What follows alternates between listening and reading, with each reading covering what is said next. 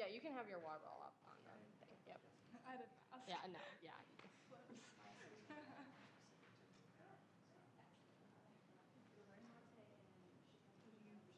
I was doing a presentation yesterday on my class about recycling, and my professor was like, "Is that fun?" I mean, I think she was joking, but it's liquid IV water. Oh, okay. That's The family will come over. yeah. We could. But my family kind of spread out this year from East Coast to Nick, are we gonna mic them up? Yeah. So let's go ahead and get you started. I'm going to just mute them all first. Okay.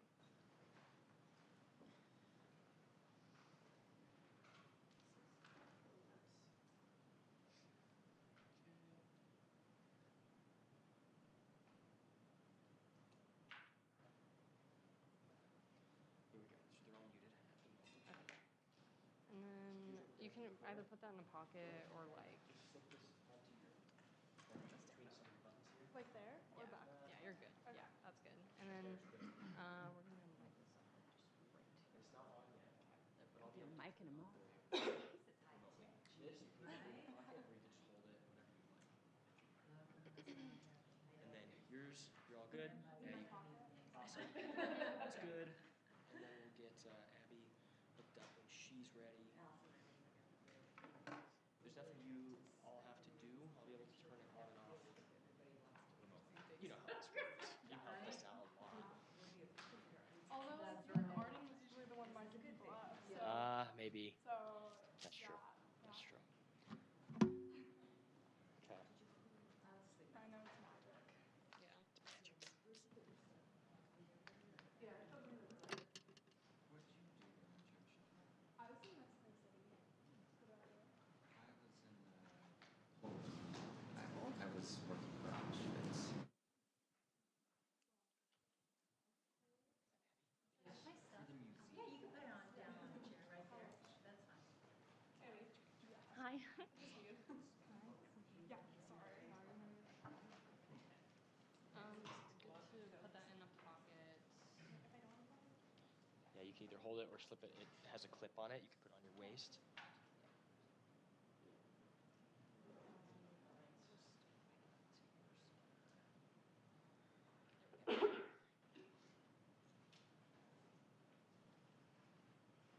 I know I'm going to sound like my Midwestern mother, but eat, everybody. There's lots of pizza, so if you haven't gotten a slice, and if you've already had one and want some more, go get some more.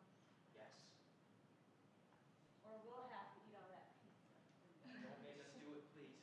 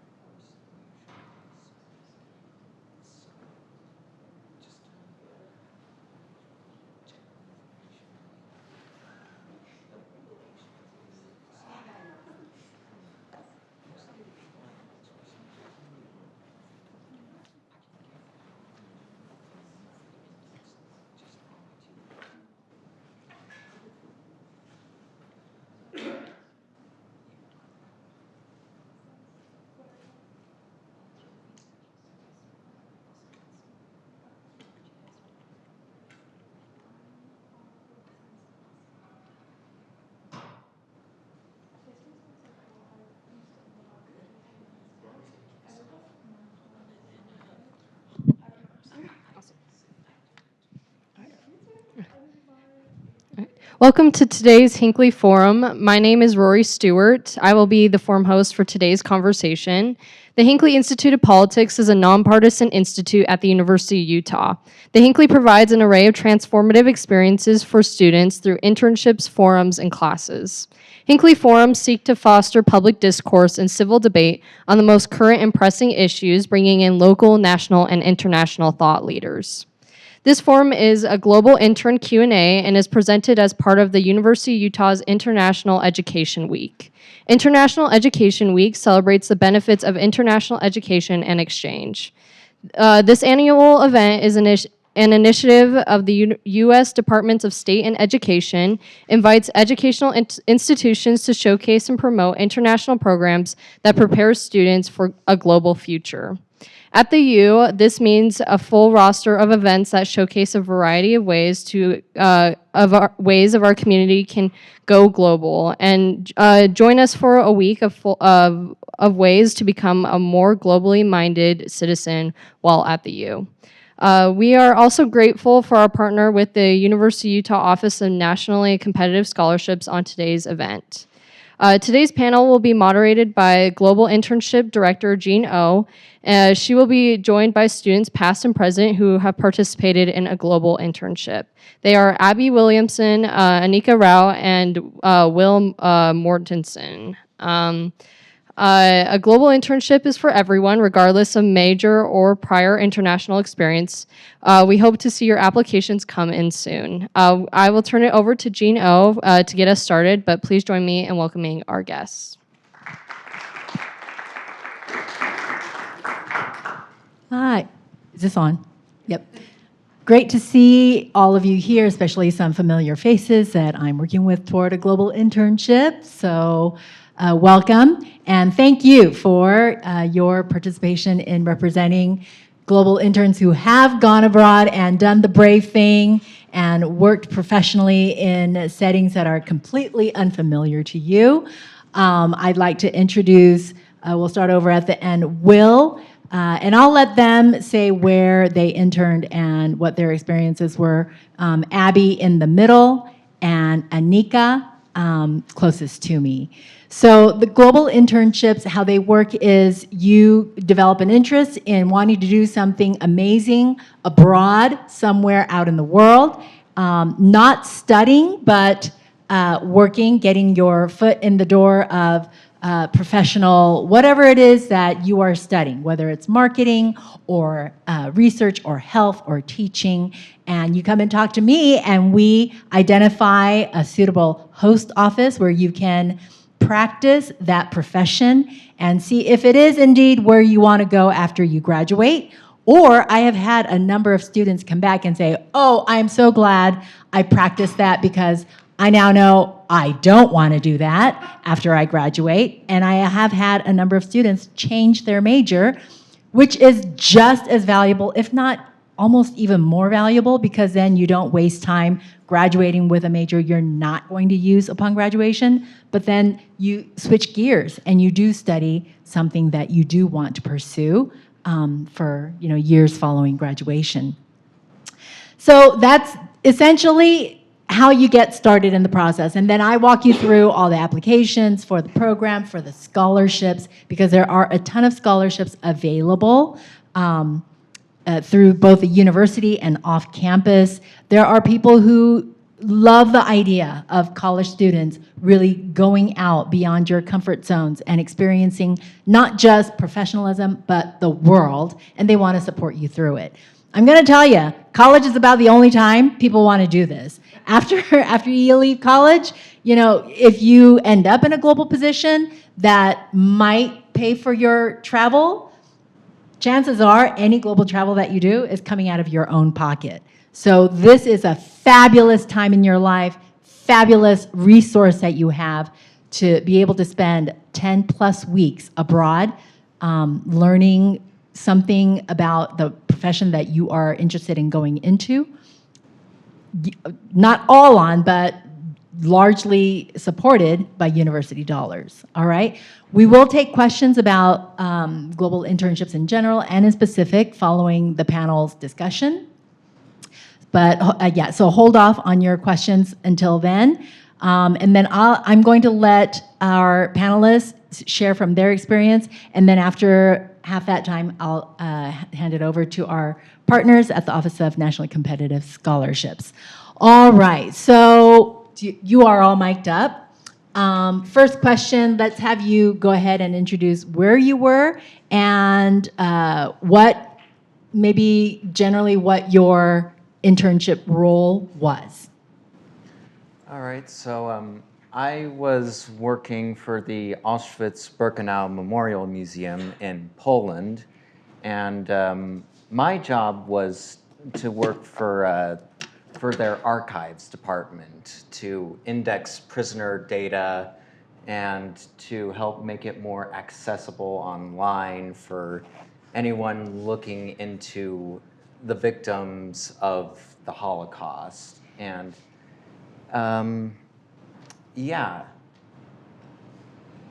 I was at the Excellence Center in Halle, Germany, and I was working at a language school for refugees.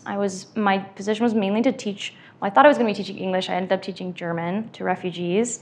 So I was teaching German to refugees that were preparing for their language exams to enter the workforce, and then I was also learning Arabic. And I was also helping out with any of the needs around the center to keep it running. So. Hi, I'm Anika. I'm majoring in Guam and political science, and I was in Mexico City.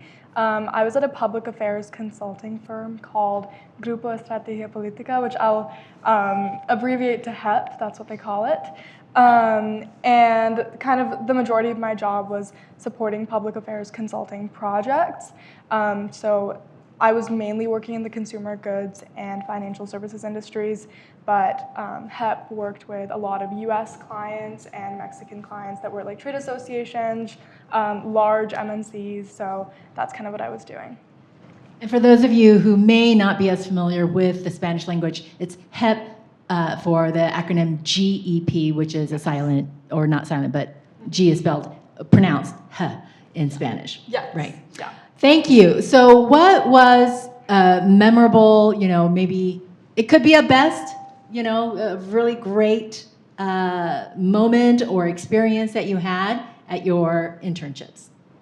I think the most outstanding moment of my internship was being able to go on a tour of both Auschwitz and Birkenau, and to see like just what all of the different things that the victims had to suffer, but also to get a sense of what it was that it meant for me to be over there, and the work that I was doing to help preserve the memory of the victims who died there.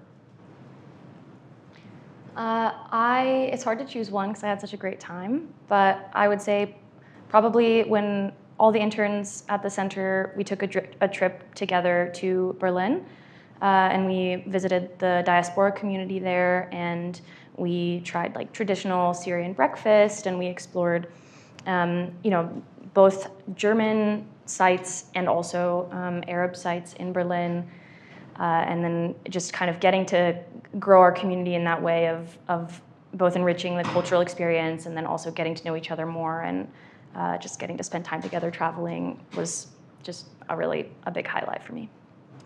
Yeah, for me, I think one of like the mindset that I had entering my internship is like not only this isn't just a place for me to learn, but it's also a place for me to like create value for the company that I was working with. And so something that I thought was really cool was I would really try to excel at everything that I did and then find other like opportunities to use my skills, apply my skills to like add something to what they were doing. And so as I continued to do that, they gave me more and more responsibility, including some things that were very like client facing, which I thought was really cool. So a couple of examples of that.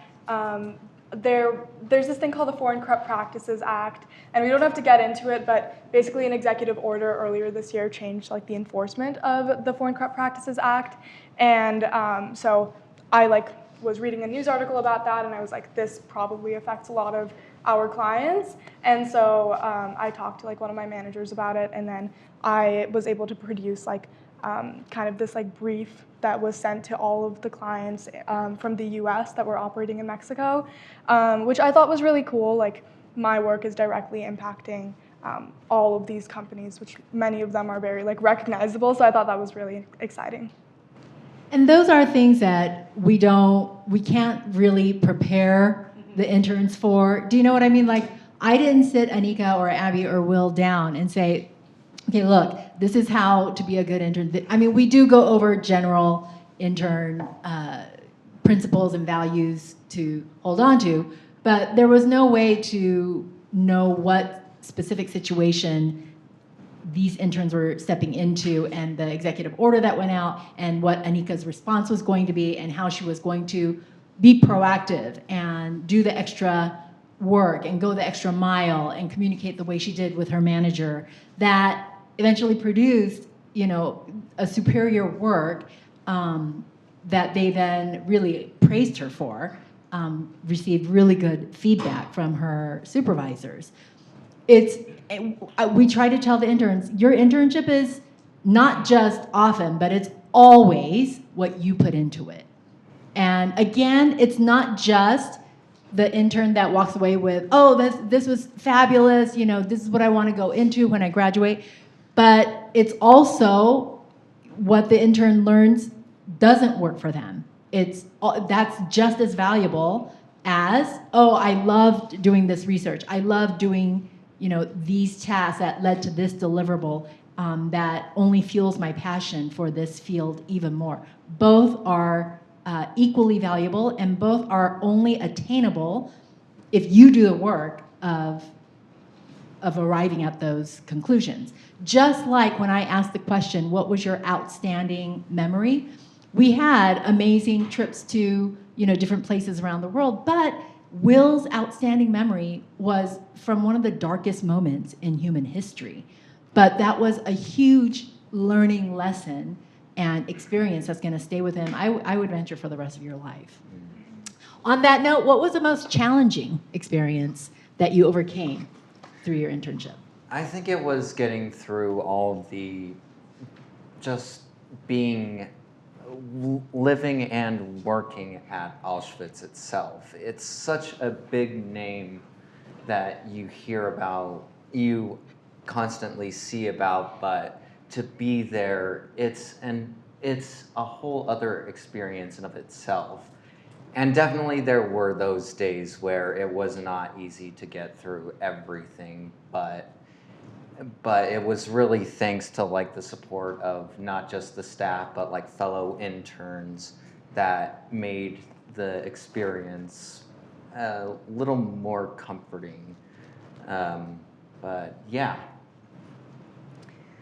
I would say it's kind of, twofold challenges. The first was that a lot of times, Arab people in general can tend to be a little bit more laissez-faire, kind of a little bit more roll with the punches than an American university would be. So that was challenging where, I would show up and it was okay, what are we going to do today? And he's like, well, we'll figure out what we're going to do today as it comes. I'm like, oh, okay. Not comfortable with that, but I learned to be comfortable with it by the end, and that was definitely a challenge, but it was good for me to kind of just learn that it doesn't all have to be planned out, and you can still make the most of it, and you can still have a great time without knowing exactly what's going to happen at every second. So that was the first challenge.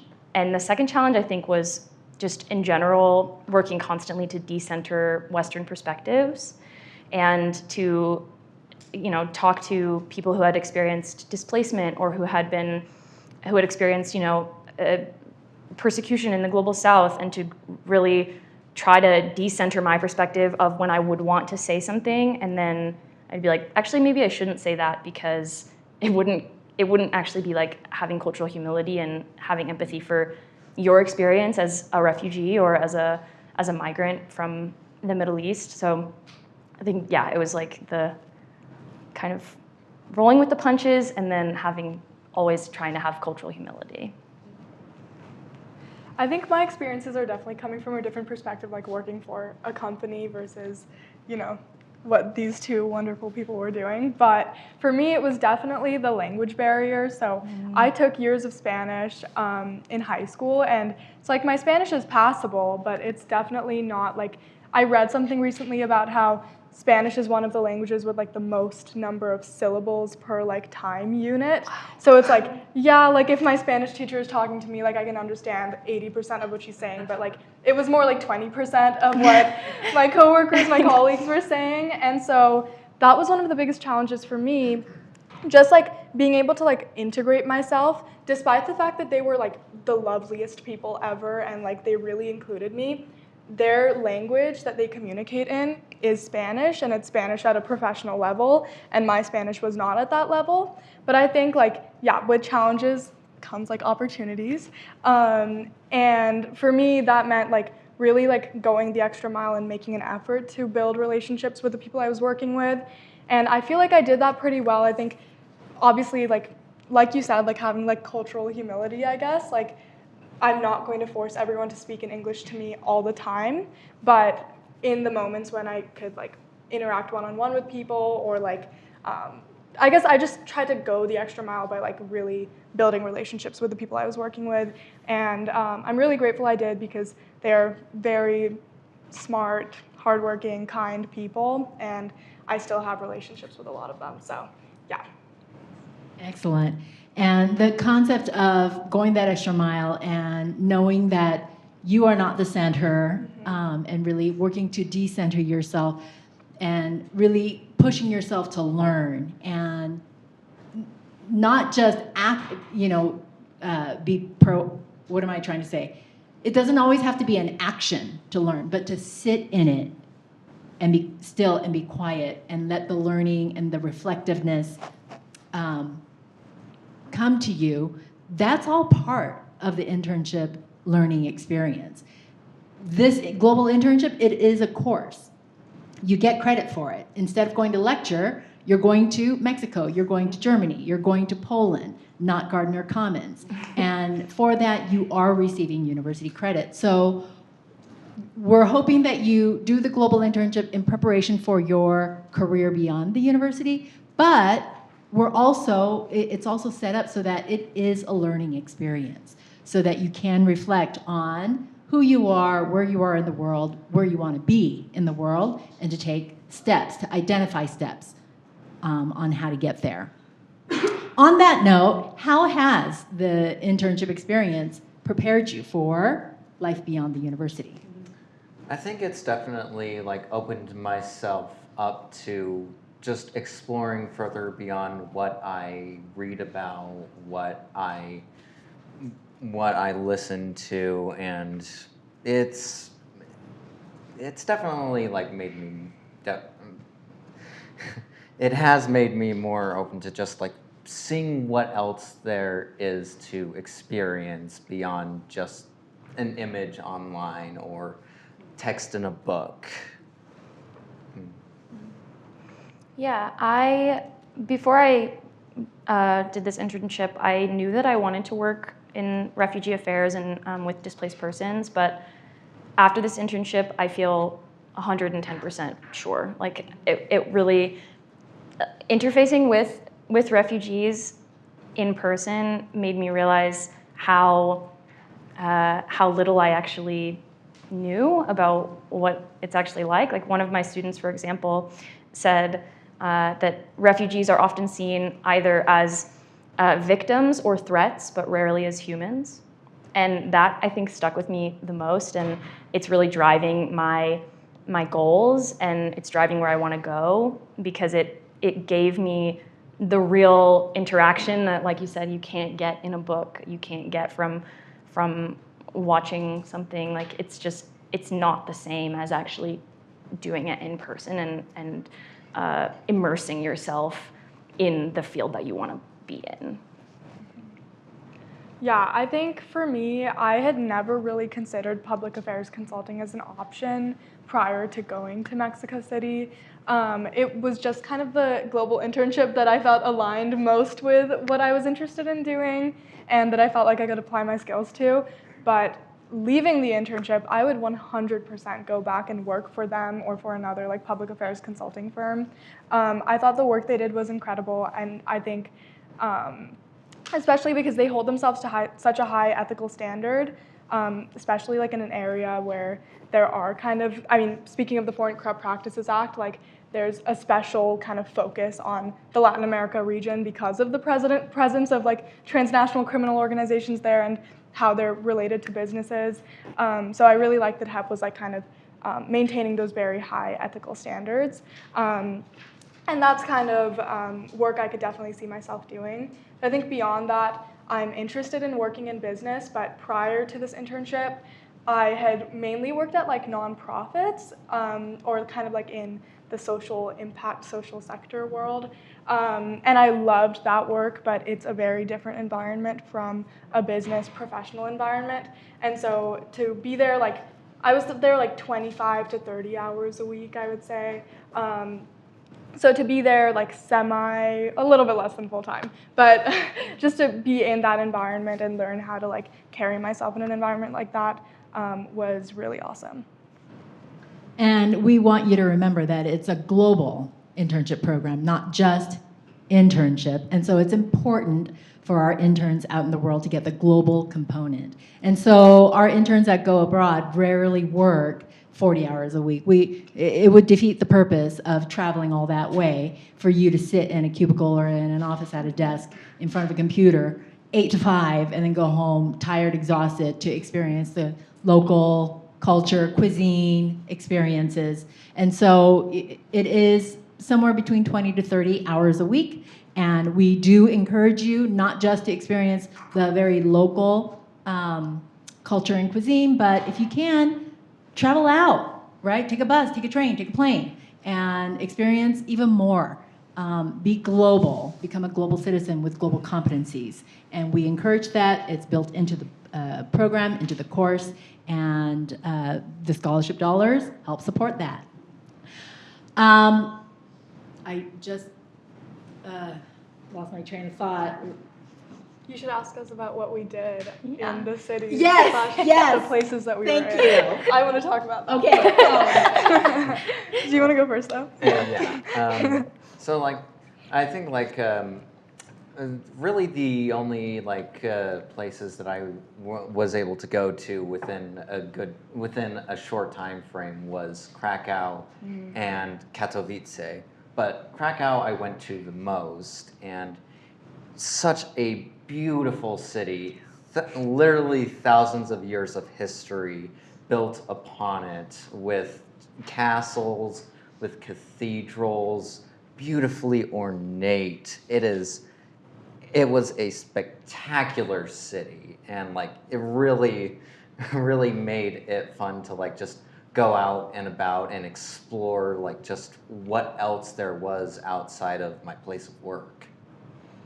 Yeah, so Halle, where I was, is like an hour from Berlin and about 20 minutes from Leipzig. And so we went to Leipzig pretty often. I'd say like probably once a week. And we would either like go out or just go to the museums. There's a lot of free museums there. And we'd go to like the free museums, or we'd go just shopping. We went to the beach a couple times. There's like some lakes. So that was really fun, and just to get to do that with other interns and really build community in that way. But I think absolutely, hands down, the highlight of my trip was going to Prague with four other interns that I was working with. We stayed for like 5 days, and I mean, talk about a city with history, like insane. You're just walking through, like I couldn't even believe it, and like it's just such a good time. So many museums, so many things to do, so many cool people. Like if you go on an internship, try as hard as you can to go somewhere that's not where you're doing your internship, because it was such a good experience. Yeah, I mean, Mexico City is such a huge city. I think it's 22 million people. Plus, yeah, the metro area is like even bigger. So it's an insanely big city, and like the area of it is also very big. And so I tried to explore as much of it as I could, and really used like basically every single day to do that. It was very like heavily rainy season, so the like interesting part of it is there is such a good transit system there that I was only in a car, I think twice, like on my way, or 3 times. So once was on my way back from the airport when I landed, and then on my way to the airport when I was leaving, and then one like Uber in the middle of it. So everything else I just like kind of went on like public transit. There's like a cable bus, which is also public transit, and I think it's like 25 cents, which sounds like a little to us, and it is a little bit. It's not that much there either, but definitely like was very accessible for me. I think my favorite places I went to this place called Tepoztlan, which is about 2 hours south of Mexico City, and it was just these beautiful. If you've ever seen pictures of like Meteora in Greece, it looks like that, but it's like a little bit greener, and it's on like a valley. It was beautiful, and I just think the culture of Mexico City is so amazing. So that was my favorite part of, well, one of my favorite parts. The internship was great, but I really loved Mexico City. I had been there twice before, and I was like, I want to live here. So this was the opportunity that I got. So I love it. You don't have to apologize for that. no, I loved both parts. Yeah. We've hit about the halfway mark, and I want to leave plenty of room for our partners here. We'll pause here for any questions for our interns from the audience. Any questions? Yes. Oh. My question is for the gentleman who worked at the Auschwitz. During your time in the archives, did you also realize the number was never 6 million? Yes, 6 million is just the official number that we give, but obviously it could be even more than that, but 6 million is about like is on at least the low or middle end of like an estimation for the amount of people who who died in the Holocaust. That's not what most Americans think right now, though.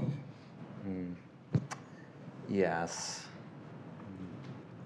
Thank you. Mm-hmm.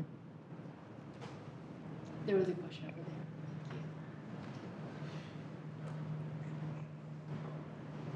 there. How long were each of you in your respective countries or whatnot, and why did you choose, like, in Poland, why did you choose the Holocaust, or was that what you knew what the program would be? I was there for 10 weeks, so basically the entire summer, but I chose it because I'm a history major, so like it's an area of my interest, especially concerning the Second World War, but I had been thinking about it like even a year before, my freshman year, of going and doing work for it, but of course like funds and such were a big issue for me, so but eventually I decided to just choose it because I thought it would be like valuable work to do. I was in Germany for about, I want to say like 13 weeks, but my internship was 10 weeks. My parents live in Stuttgart, so it's about 4 hours from where I was interning. And so I ended up just like flying in to see them, and then they drove me to my internship. So that's like a little bit of a different situation than a lot of people, but yeah, like the internship itself was 10 weeks, which I think was like the right amount of time for me, because anything shorter and I wouldn't have felt as settled into myself. And then I could have done a little bit longer, but I think I would have started to get really homesick. Yeah, mine was 10 weeks, and I didn't quite understand the last part of your question. I knew what I was kind of getting into before going to work there. But yeah, mine was 10 weeks. I think I definitely would have loved to be there for longer, but I needed my like entire month of May, and so I was doing something else. So yeah, I was there for the amount of time that I could be. 10 weeks is the Global Internship Program's minimum. there's no maximum, but it's the minimum required to fulfill the 3-credit enrollment. Any other questions? Next question. These are good questions.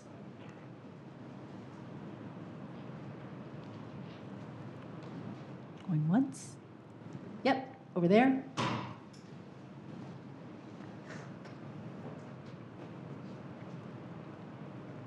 From your time at your internships, what would you say was something that you struggled with that you are still working with, or something that you want to try again?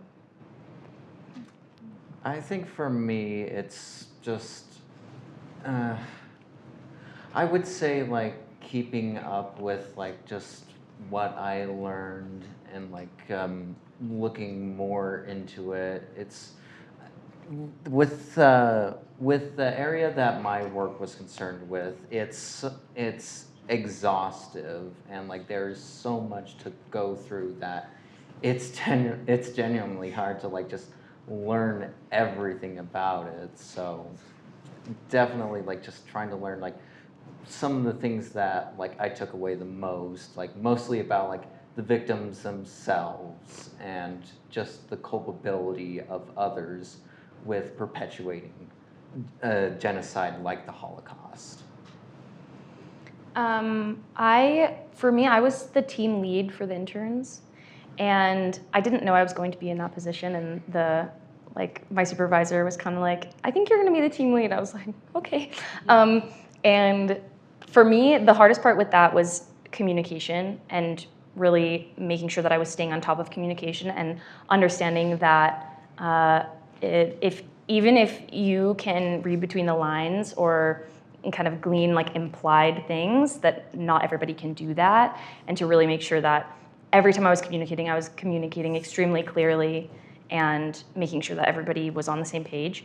So that was the first thing. And then the second thing I would say is just kind of similar, but just realizing that not all of my fellow interns were at either the same stage in their life or had the same cultural understanding or worldview, and like just trying to kind of help foster that in my fellow interns, so that we could all be cohesive and that we could all kind of grow. So I think that's probably. I think, okay, I'm very happy with how my internship went, but if there's one thing that I like regret from my like experience in Mexico City as a whole, it's that, yeah, like I took Spanish, like my Spanish definitely improved while I was there, but I kind of wish I had like really, really made the effort to be completely fluent by the end of my internship, which I definitely like am not. I think just like learning another language, being fluent in another language is like a superpower. And so I think if I had a little bit more, well, if I had just like dedicated myself to it, I definitely could have, but I didn't. And so that's something that I like realized, especially toward the end of my internship.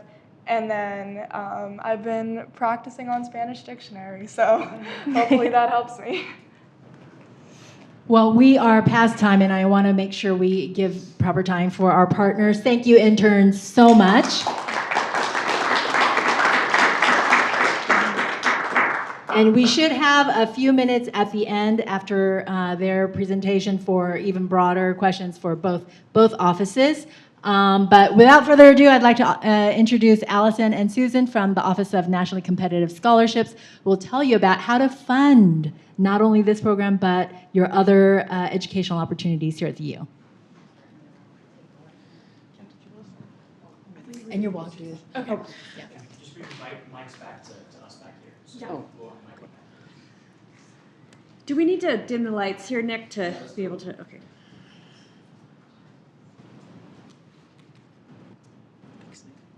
All right, so I'm Allison Shimko. I work in the Office of Nationally Competitive Scholarships. So we're here to talk about some nationally competitive scholarships, and we'll get into what those mean. Allison is also a former Fulbright recipient, and so any of you interested in that program, she has a lot of wonderful insight there. I'm Susan Anderson. I'm a program manager in the Office of Nationally Competitive Scholarships. My background's in English, and I love helping students tell their story in their academic materials or their application materials, and I've worked with some of you on that already, and so I can't wait to see the rest of you come visit. So we're going to be quick because we don't have a lot of time, and I know some of you may have to leave for class, but this will give you the basic overview of our office. I also had a handout at the front, and I distributed it to some of you. That gives you an idea of the types of scholarships we help students apply for and the ones we manage in our office. And so this is step one. We want you to, kind of learn about our office and come visit us and tell us about who you are and what you want to do in your career and how these particular opportunities might align. So first of all, this is a student from who's a political science major. He won a CLS award, which is Critical Language Scholarship, and he is in this picture learning Russian as part of that program. And I just wanted to kick off with an example of a student from the University of Utah who applied for this very competitive program and had this incredible experience. So this is our team. You've met me and Allison. Ginger Smoke is our director. She's a medieval historian and super cool. So if you haven't taken a class with her, you should do that. And then our most recent staff addition is Julia de Santiago, and she's just getting on board in our office, and so a wonderful resource for you as well. So first of all, what is a ONCS? The Office of Nationally Competitive Scholarships helps undergraduate and graduate students and recent alumni from all campus areas apply for nationally competitive scholarships. The question, of course, is what is a nationally competitive scholarship? So these are highly prestigious scholarships funded and managed by organizations external to the University of Utah. The Gates Foundation, the U.S. State Department, the Rhodes Trust.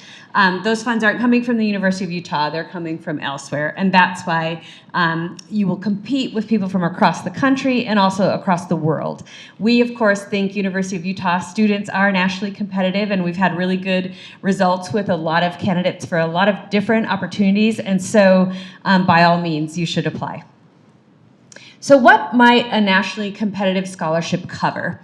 It can handle tuition, foreign language training, teaching or professional experience, travel, leadership programming. Some of these opportunities have a leadership cohort that the Schwarzman, which you'll hear about in a minute, that particular program, which is in China, really wants to think about how you will lead moving forward, and they'll do a lot of training as well.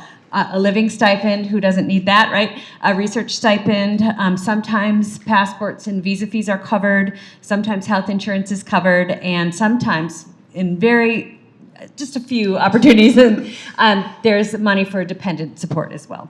It all depends on the scholarship. So who can apply?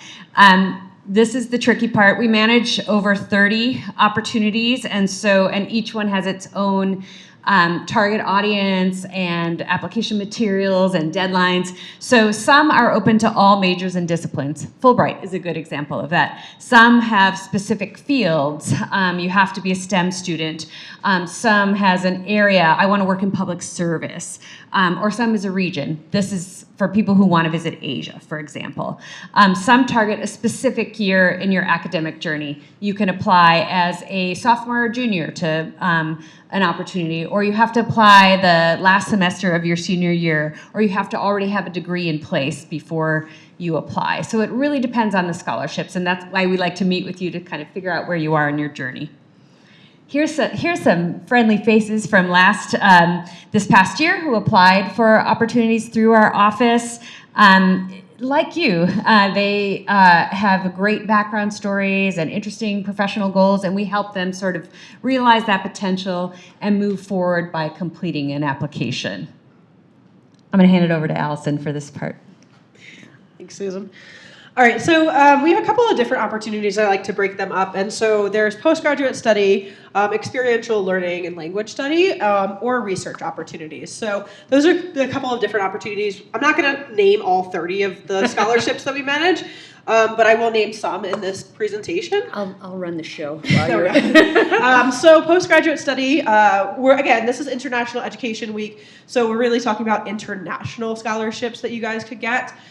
So various countries, as Susan mentioned, the Fulbright U.S. Student Program, There are some UK ones, the Churchill, the Ellison Institute of Technology, Gates Cambridge, Marshall, Rhodes, and then there are a few Asia scholarships, Schwarzman, and the Yenching Academy. So the Fulbright program is a really great program. It's in over 140 different countries. Actually, an intern from Hinckley actually is on her English teaching assistantship in Spain right now, so that's really incredible. You can do a couple of different things with a Fulbright. You could do an English teaching assistantship, so teach English in a different country. You could also pursue a research project. If you wanted to go and do a research project after graduation, you find a PI in a different lab in a different country. Again, we help with that as well. Then you could go and do a research project for a year, or if you're planning on doing a PhD program, you could also do a research project during a PhD program. Lots of different times to do this. There's also a postgraduate study, so you could also get a master's degree through this program as well, depending on the country and depending on the award that they give. But this one I like to mention to everyone because it is open to all disciplines. It is open to everyone who kind of wants to go do something in a different country. It's very flexible in what you want to do. And there's different language requirements, but again, we help you with all those sorts of things. So just come talk to us either after this presentation or our office is in the Marriott Honors Community on Upper Campus or kind of on Upper Campus area. So come talk to us, come find our office as well. Okay, so the postgraduate study in the UK, again, these are going to be specific to maybe some different disciplines or specific to maybe some different master's or PhD programs. So the Churchill Scholarship is a one-year master's degree in STEM at Cambridge. So that's a really incredible scholarship for anyone who's involved in STEM, wants to continue doing research. The Ellison Institute of Technology is a relatively new scholarship, also geared more towards STEM. And there's also human endeavor projects is really what you're applying to and working on through a PhD program. That's at Oxford. Again, who doesn't want to go to Oxford? The Gates Cambridge, it's not specific to a particular major, so you could go and do anything, and they actually fund both masters and PhDs in the UK at Cambridge.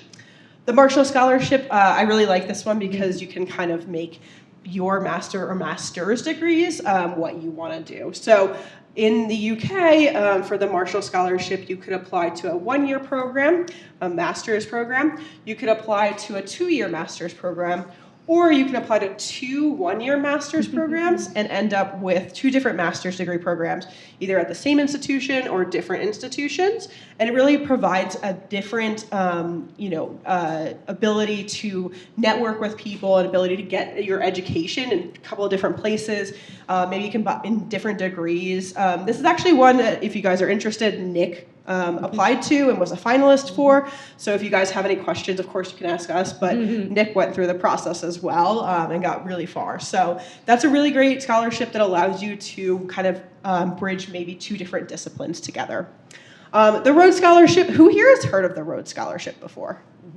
Okay, yeah, this is usually one that most people know about. It's a fully funded two-year master's degree at Oxford. So it's really great. We had Saba, and she won in 2022. So we had a recent Rhodes recipient, and actually now she's at Yale Law School. So really incredible opportunities for the UK.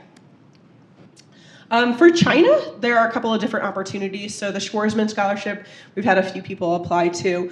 And we actually had a finalist this year for it as well. There's a fully funded one-year master's degree in global affairs, so guys are interested in that. The Yenching Academy is more specific to China studies, so if you're interested in China studies, you can also branch off and do specific things in China studies, like economics maybe, or something like that, but you're really learning about China and China studies there. So then there are some experiential language and experiential learning and language study. I'm going to go through these kind of quick just so that we have enough time for questions and everything like that. So there are a couple of different programs. Princeton in Latin America and Princeton in Asia are pretty similar, so I'll talk about those together. You actually go for a two-year immersive internship, essentially. So similar to what Hinckley does, but it would be after graduation. You're really immersing yourself in a different culture, a different language, and really doing something in a work environment, very immersive work experience. The Luce Scholars Program also works very similar to that. There's just a different program as well. So that's a really great scholarship to kind of pursue if you're interested in Asia or in Latin America as well. I've already mentioned the Fulbright U.S. student program. Again, I'll kind of put another push for it. Really great program. Really like that one. I did that as well. The Boren Awards, this is allows you to go and do a study abroad for a language, a critical language to national security. So if you're interested in studying that as well, maybe during the semester or during the year, it provides a lot of funding. You do have to have an interest in wanting to work in the federal government. They have a requirement for that afterwards. But again, this is a good way to get yourself in the door if you are interested in governmental work too.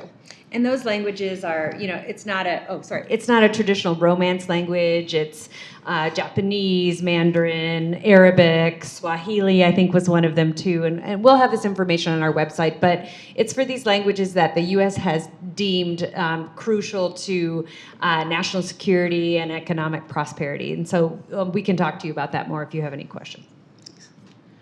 Critical language, similar. Yeah, and the critical language scholarship is very similar too. So what Susan was saying kind of goes for the critical language scholarship, but this is a fully funded study abroad program where you're actually going with people from the U.S. to that country. And that's what the first picture you saw up, Zach had done the critical language scholarship. He was in Kyrgyzstan with a bunch of other U.S. citizens and people who have applied for the critical language scholarship. And they're all speaking Russian the whole time. You're getting about a year's worth of language experience in about 8 weeks. So it's very intense and immersive. But if you're interested in those languages, it's a really incredible program, and you get to go elsewhere and do that with other people too. And and one thing that's been really helpful, I think, for some students at the University of Utah, that let's say there's, the Arabic classes top out at a certain level, or maybe the Mandarin classes top out at a certain level, and these will give you a full year of very intensive advanced language training. And so if that's something that appeals to you, if you see that as part of your future endeavors, professionally, personally, however you want to think about it, this would be a great program for you.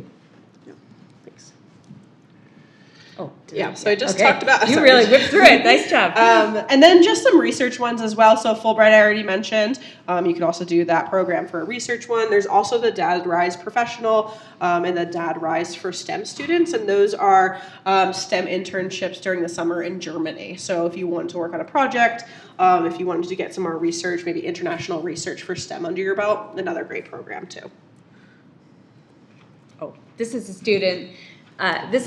who won a Gilman Award, which is an opportunity for students who have financial need, and they can do language training in a study abroad program as well. So who are good candidates for nationally competitive scholarships? Well, first of all of you right here today, but people who are complex and engaged thinkers, people who have a vision and a plan. All of these essays, they're going to say, how does this particular program align with your personal or professional or academic goals? And so you need to be able to articulate that. Demonstrated leaders or ambassadors. For some of these programs, funded by the U.S. Department of State, for example, they'll ask you how you will be a citizen diplomat in the country that you're going to be visiting during your study abroad or whatever experience. And so you have to be able to articulate how you have ambassadorial potential, or you have skills for building mutual connection or mutual understanding. So if you have that clarity, or you're starting to develop that clarity, that can be really useful. Skilled researchers for some particular opportunities, Churchill, for example, you just need to think that you want to be a future researcher in a STEM field. And so you need to show that you have that experience already. The next one is the more amorphous. Those are generous of spirit, open, flexible, resilient, or adventurous.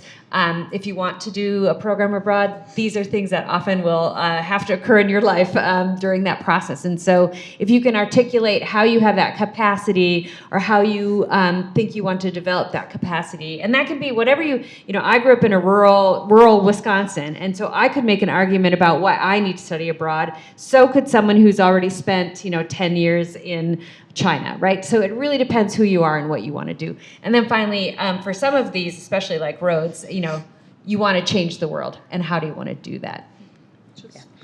And I just want to kind of say, the Hinckley internships is a really great place to start. I can make an argument for all three people up here to apply to any of the things that we were kind of talking about, especially like the Fulbright program and stuff like that. So you can see how Abby's teaching experience in Germany might also translate to an English teaching assistantship in Fulbright, or Anika's experience in public affairs, going and doing something, working with businesses in Mexico. So you see how these opportunities that you guys are doing now actually make you a really good candidate, not just for jobs that you want to apply to, but also things and opportunities like this. So I just want to mention that these internships that Hinckley does is a really great way to get yourself in the door, maybe get another letter of recommendation, have some different experience, and something that's unique that makes you stand out, right? How many people get to go to Auschwitz? So how many people get to go do these opportunities abroad? So keep that in mind as you're applying for whatever. How are you going to distinguish yourself from other people? And Hinckley is a great place to start with that.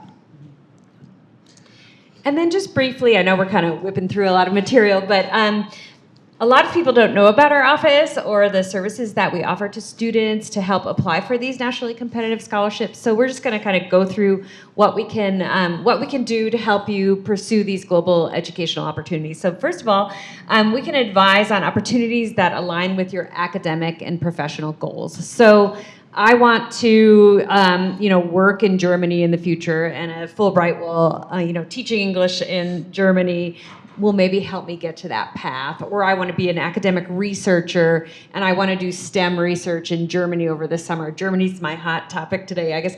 Or what do you want to do? Do you want to work in international business, and therefore you think going to China would be really important to your academic or your professional development?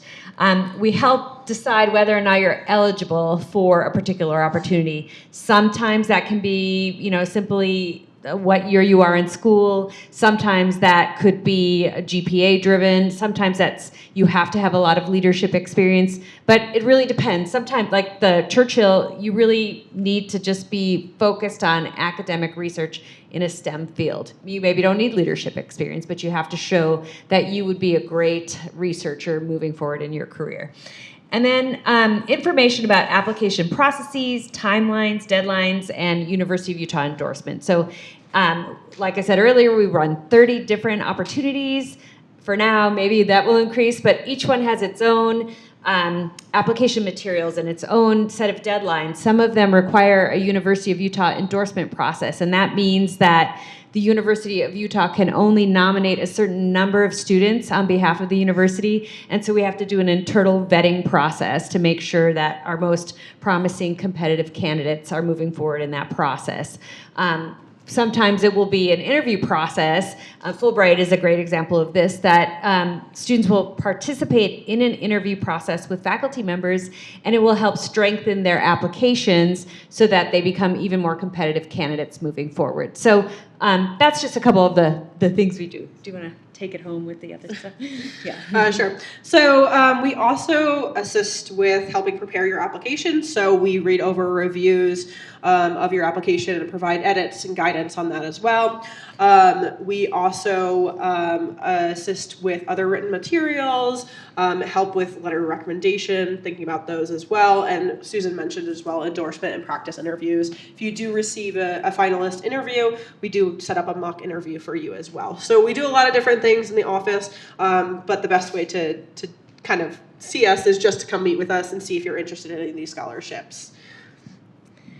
And then one thing we do that's really fun is we do a lot of fun things, but every spring we have a little celebration with everybody who's applied for a nationally competitive scholarship throughout the academic year.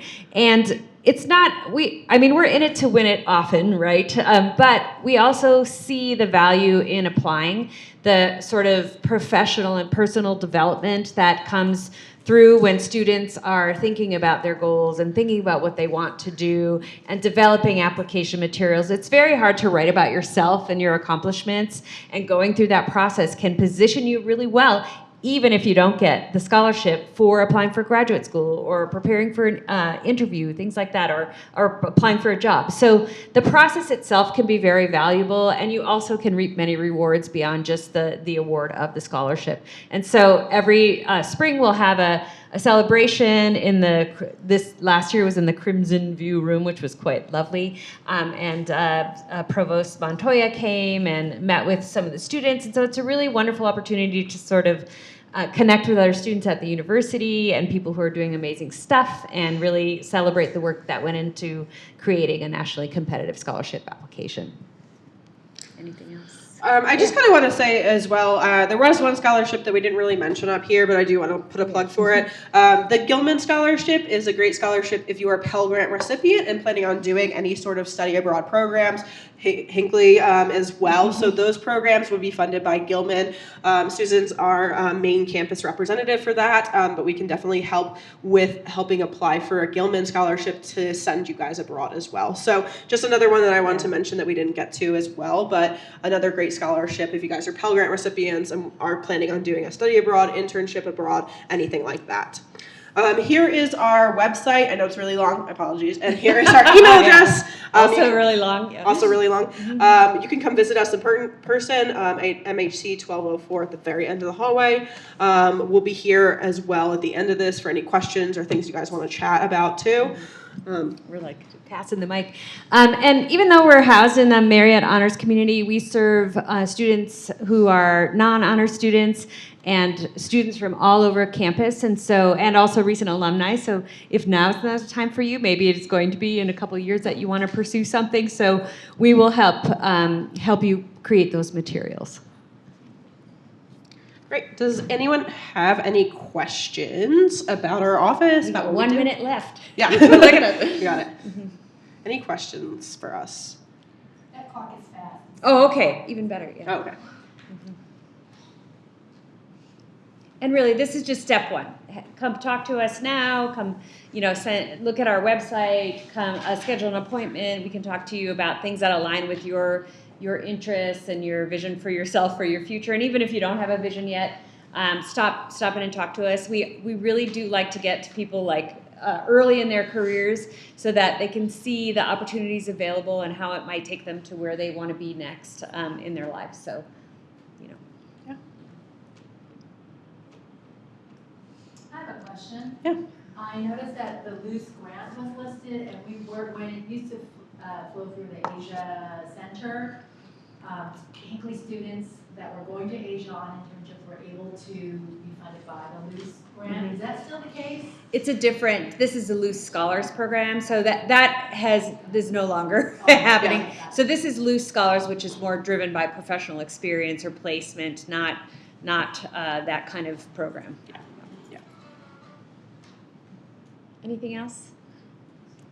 We'll eat some more pizza. Yeah. Thank you And, guys for thanks listening. for coming. Yeah, thank you guys. Feel free to stick around, ask some more questions. Yeah, you guys can come chat with us too. Is this